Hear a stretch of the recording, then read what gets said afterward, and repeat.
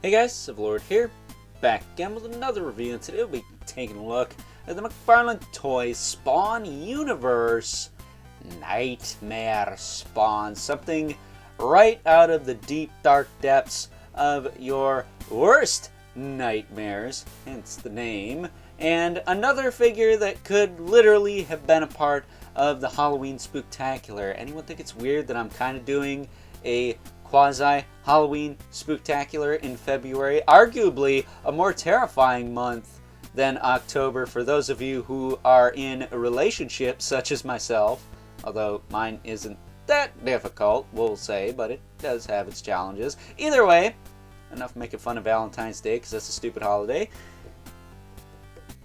Moving Nightmare Spawn out of the way here.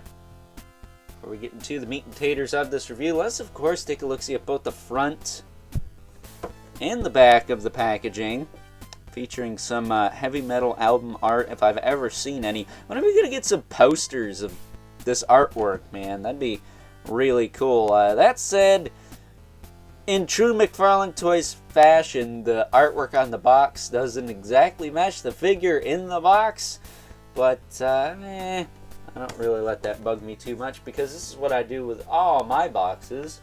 Woo! I throw them away, as it should be.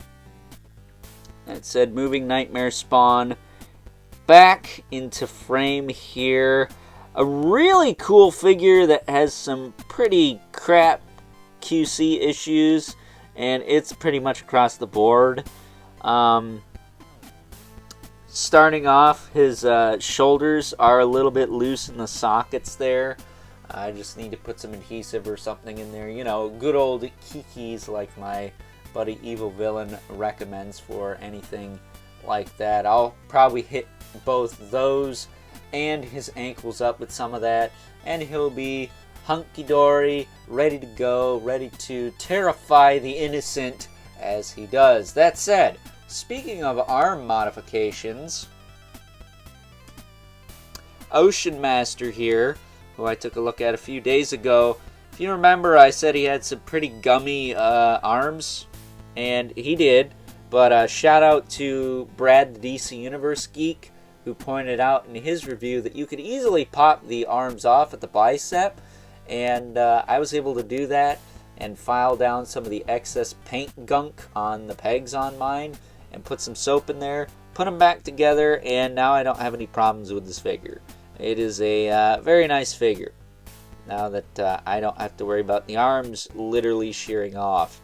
And not for nothing, but we also have another arm mod to discuss. Mr. Deadman, who I also took a look at a few days ago, the day before Ocean Master, I believe. And I did the arm swap I mentioned in that video, where you swap the arms and then flip the hands around. And it looks really good. I really like this. Even though the anatomy isn't what it's supposed to be, really, with the effect pieces, you could cover that up. And really, it's just on the biceps. I think the lower arms is fine. So, I think that is definitely going to be a contender for one of the figures of the year when we get around to doing that. I mean, I still haven't done a top whatever for 2022 yet, so we'll see how that goes. But today we're talking about Nightmare Spawn. I think a bit of an underdog as far as, you know, top figures for me. I really like this figure despite its issues. So why don't we take a closer look-see at him. No accessories to speak of, just the stand, which, because his ankles are loose, really serves no purpose. It doesn't really help at all. But it's the thought that counts, I guess. I guess once I tighten some things up, he'll be fine. But a really sick sculpt. I mean, look at this freaking thing. It's a me figure. This is me in my true form when I freaking unlock my true potential and go full-blown evil on your buttocks. This is what I look like. I grow bat wings. I turn into this gnarly looking demon thing. I grow horns. I grow claws and talons and spikes everywhere. This is just a really cool figure. Kind of reminds me of a character I use in Raid Shadow Legends, Mashalette, a bit. If he had some vampire bat ears and maybe a coat of brown paint, like a light brown, kind of dark brown shading on him. He would look a lot like Mashalette, but we're not going to talk about Raid Shadow Legends because that game sucks and is a big fat waste of time. Guess who's not getting sponsored by Polarium anytime soon? This guy. But as far as articulation on this guy is concerned, his head can look side to side. You can't really look up a ton. You can kind of force it and get it to look up a little bit, but not a lot. He does have some tilt. He's got this crown of horns you're going to want to watch out for, but they are pliable, so, you know, take that for what it's worth. His shoulders are on the ball socket joints we're used to seeing. They can go out, they can go back down. He does have a bicep swivel, a double elbow, which he's got really thin elbows, so be careful with that. If they're stuck, heat them up. I didn't have to do that, so you shouldn't either, but I only have the figure in front of me to look at, not every single one under the sun. Otherwise, they'd all be perfect, because I am anal. But either way, he does have the ball hinge wrist on this side, but not on this side. This is just a standard hinge swivel wrist, which is very odd. At least I believe it is. I haven't been able to get any other movement out of it other than that. So I'm pretty sure this is just a hinge swivel, probably because of the gauntlet, which is partially why this shoulder's a little bit loose. It's because he's got this big, fat lower arm going on here, and it just has a tendency to make things loose. It is what it is. That said, he's got pretty decent crunch, all things considered. Of course, he can move back quite well, just like the Matrix. That's one thing a lot of McFarlane figures can do. They can pull off the scene from the Matrix just fine. That said, his hips are a little bit more limited. Actually, he does have some tilt. He got really good tilt, side to side, and of course rotation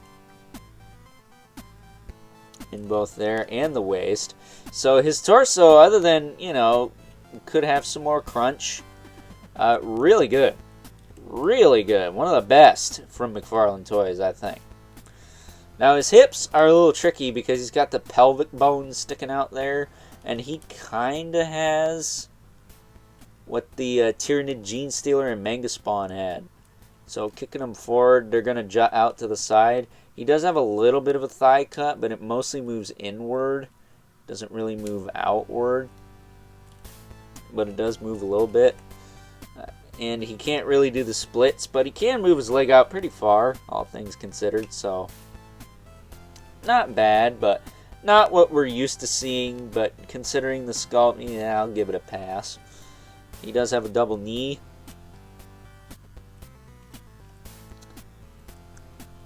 It does work pretty well, again, and pretty thin, so be careful with that. And looks pretty clean. You know, you kind of don't notice it when it's bent, so that's not too bad. And then, of course, he has the dreaded loose ankles. This is why sculpted ankles suck, kids. He doesn't really have a sculpted wrist ball here. And why are the wrists tighter than the ankles? I don't get that. I can deal with a floppy wrist here and there, but the ankles just kind of kills my buzz, if you know what I'm saying. But he does have the swivel in the top and the rocker on the bottom. I will say his are a little bit better than my Plague Spawn. His ankles were pretty loose too, but he's seems a little bit better than that. And the toe joints are toe joints. This side's pretty tight, actually. I'm surprised. Huh. Yeah, that side's pretty tight, but the other one not so much. But that's pretty much it for Nightmare Spawn. This is actually originally the figure I was going to buy with the Christmas cash I got from my aunt and uncle in Warrensburg, but I wound up getting Too Bad instead just because he was fresh and new, and this guy is kind of old and honestly hard to find. I I had to get this guy off BBTS in my last pile of loot because, well, Amazon didn't have him, Entertainment Earth didn't have him, my Target never got him, and neither did my GameStop. Oh, and of course he's got the wings. They're on hinges, so they can go back, they can go forward, they can pivot up and down like so. Just be careful, you want to loosen those pegs up a little bit before you go crazy with it. But really good wings on this guy. It doesn't have the ball hinge, but I don't think you really need that. You do hear that little crack, but I think that's just in the socket. I don't think that's anything important. But take notes, NECA. That's the wing shape I want for the gargoyles when you finally give it to us in 20... I don't know, 2047 or some crap. I'm trying to remember. There's like a gargoyle series that takes place in the future, and it's like 20 something like that. It's like this ridiculously high number. Yeah, he's kind of a pain in the butt to stand, but either way, I like this figure still, despite its issues. I think it's really cool. It's got a presence. It's not the old one. The old one had like the Ring of Fire and looked a lot more evil. Had a cloak. I wouldn't be surprised if somebody makes a cloak for this guy, because I believe he's supposed to have one. There was one pictured on the back of the box that I threw across the room and I'm not going to grab. But, yeah, man, I dig this figure. I think if you're a Spawn fan, it's a definite must-have. I think it's got everything you would want in a New Age Spawn figure, or a modern-day Spawn figure. It's got a really good sculpt, really good paint, articulation's on point. It's just got some loose ankles and a little bit Flopodopolis in the torso. And somebody fell behind camera. Gonna have to pick that up. But before this review drags out any longer than it already has, why don't we move on and take a look at some size comparisons with our two regulars, just to keep things short and sweet as usual. And as promised, here is good old Nightmare Spawn alongside our two regulars, the Mythical Legion's Brother Mandibulus, Limit Spawn, who's not towering over everyone today, because Nightmare Spawn is quite the tall fella.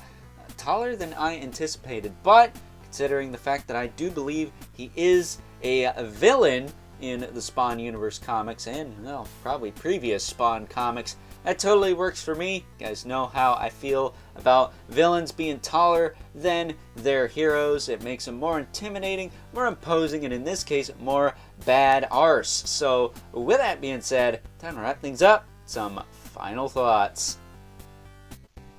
Overall, and even though good old Nightmare Spawn here falls victim to the loosey-goosey ankle syndrome that a lot of McFarlane Toys figures have been suffering from as of late, hopefully that is just a phase and we will soon be out of that phase and back to kicking butt as normal. But all that aside, if you missed out on the original Nightmare Spawn like yours truly, and don't mind the semi-downgrade that this guy kinda sorta is, I mean, let's be honest, the original is a masterpiece of art, but you can't really do much with it, and it probably has a tendency to break, much like many an older Spawn figure, but its presence is definitely known on a shelf, whereas this guy definitely has a presence, but against that one, kind of pales in comparison. So if you're willing to accept that, then this is a definite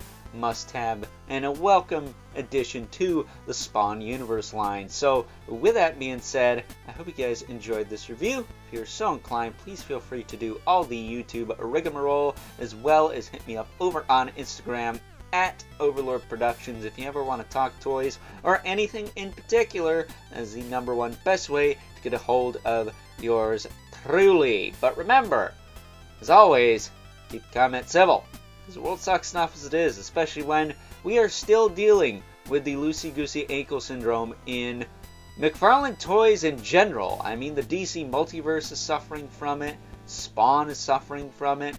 I wonder how those Avatar figures are holding up. And until next time, I'll catch you guys later.